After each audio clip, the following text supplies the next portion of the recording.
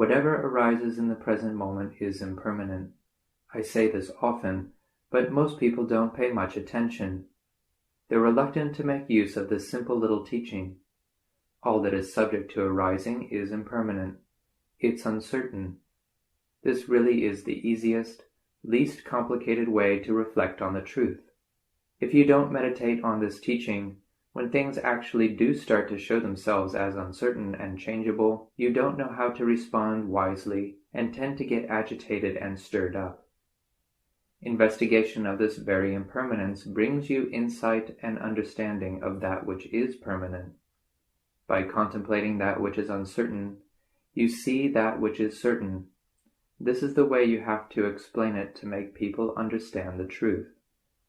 But they tend not to understand and spend the whole time lost, rushing here and there. Really, if you want to experience true peace, you must bring the mind to that point where it is fully mindful in the present moment. Whatever happiness or suffering arises there, teach yourself that it's transient. The part of the mind that recollects that happiness and suffering are impermanent is the wisdom of the Buddha within each of you. The one who recognizes the uncertainty of phenomena is the Dhamma within you.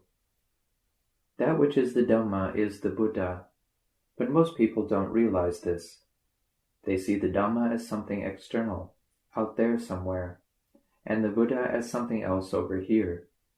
If the mind's eye sees all conditioned things as uncertain, then all of your problems that arise out of attaching and giving undue importance to things will disappear. Whatever way you look at it, this intrinsic truth is the only thing that is really certain. When you see this, rather than clinging and attaching, the mind lets go. The cause of the problem, the attachment, disappears, resulting in the mind penetrating the truth and merging with the Dhamma. There is nothing higher or more profound to seek for other than the realization of this truth. In that way, the Dhamma is equal to the Buddha. The Buddha is equal to the Dhamma. This teaching that all conditioned things are uncertain and subject to change is the Dhamma. The Dhamma is the essence of the Buddha. It isn't anything else. The purpose of cultivating awareness through continuous recitation of Buddho, Buddho, that which knows, is to see this truth. When the mind becomes one-pointed through the recitation of Buddho, this supports the development of insight into the three characteristics of impermanence, suffering, and non-self. The clarity of awareness brings you to view things as uncertain and changeable. If you see this clearly and directly, the mind lets go. So when you experience any kind of happiness, you know it's uncertain.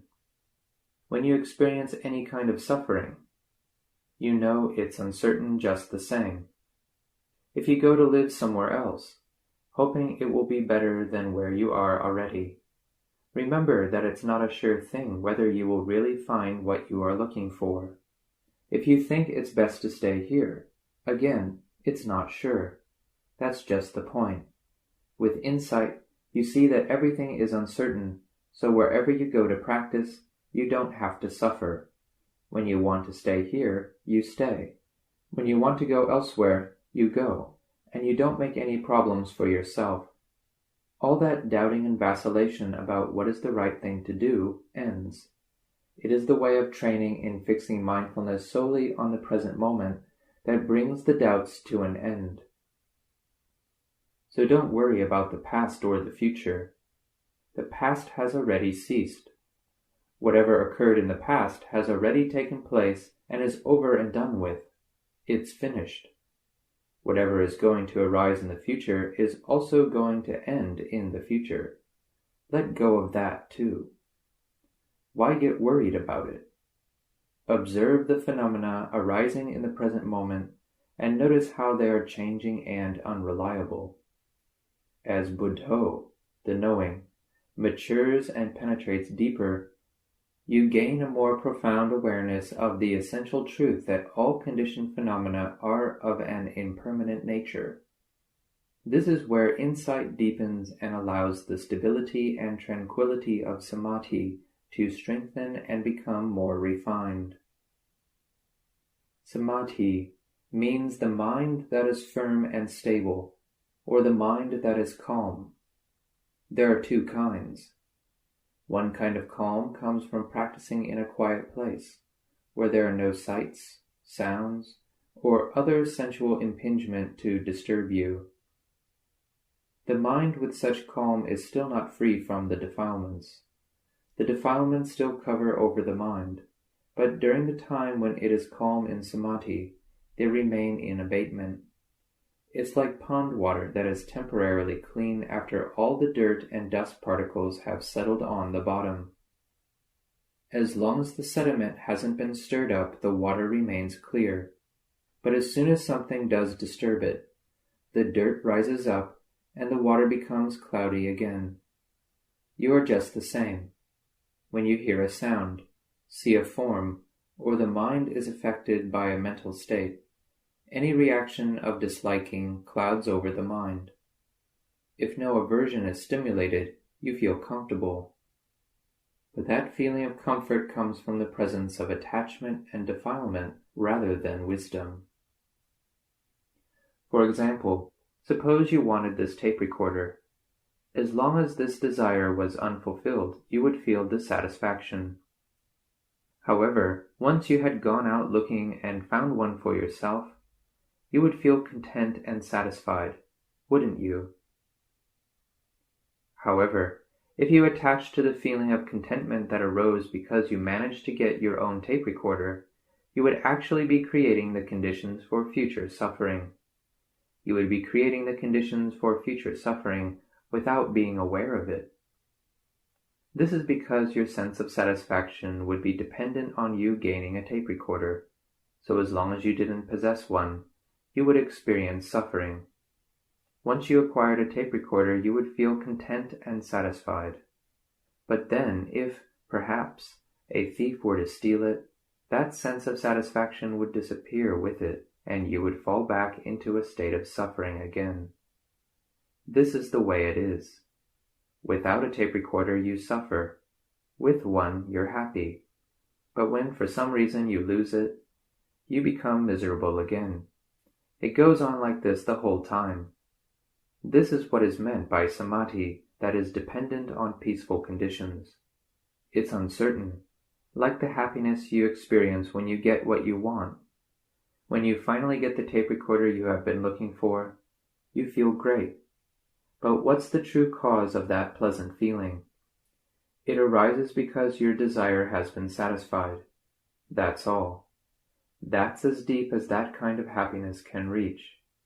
It's happiness conditioned by the defilements that control your mind. You aren't even aware of this. At any time, somebody could come along and steal that tape recorder, causing you to fall right back into suffering again.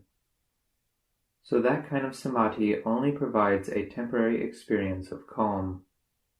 You have to contemplate the nature of the calm that arises out of serenity meditation to see the whole truth of the matter. That tape recorder you obtain, or anything else you possess, is bound to deteriorate, break up, and disappear in the end. You have something to lose because you gained a tape recorder. If you don't own a tape recorder, you don't have one to lose. Birth and death are the same. Because there has been a birth, there has to be the experience of death. If nothing gets born, there is nothing to die. All those people who die had to be born at some time. Those who don't get born don't have to die. This is the way things are. Being able to reflect in this way means that as soon as you acquire that tape recorder, you are mindful of its impermanence, that one day it will break down or get stolen, and that in the end it must inevitably fall apart and completely disintegrate. You see the truth with wisdom and understand that the tape recorder's very nature is impermanent. Whether the tape recorder actually breaks or gets stolen, these are all just manifestations of impermanence. If you can view things in the correct way, you will be able to use the tape recorder without suffering. You can compare this with setting up some kind of business in the lay life. If at first you needed to get a loan from the bank to set up the business operations, immediately you would begin to experience stress. You would suffer because you wanted somebody else's money. Looking for money is both difficult and tiring, and as long as you are unsuccessful in trying to raise some, it would cause you suffering. Of course, the day you successfully managed to get a loan from the bank, you would feel over the moon. But that elation wouldn't last more than a few hours, because in no time at all, the interest payments on the loan would start to eat up all your profits. You wouldn't have to do so much as raise one finger, and already your money would be draining away to the bank in interest payments. Can you believe it? You would be sitting there suffering again. Can you see this? Why is it like this? When you didn't have any money, you would suffer. When you finally receive some, you think your problems are over, but before long the interest payments would start eating away at your funds, just leading you to more suffering. This is the way it is. The Buddha taught that the way to practice with this is to observe the present moment and develop insight into the transient nature of the body and mind, to see the truth of the Dhamma, that conditioned things simply arise and pass away, and nothing more. It's the nature of the body and mind to be that way, so don't attach or cling firmly onto them. If you have insight into this, it gives rise to peace as the result. This is peace that comes from letting go of defilements. It arises in conjunction with the arising of wisdom. What causes wisdom to arise? It comes from contemplating the three characteristics of impermanence, suffering, and non-self, which brings you to insight into the truth of the way things are. You have to see the truth clearly and unmistakably in your own mind. That is the only way to really gain wisdom. There has to be continuous, clear insight. You see for yourself that all mental objects and moods that arise into consciousness pass away, and after that cessation there is more arising. After more arising there is further cessation.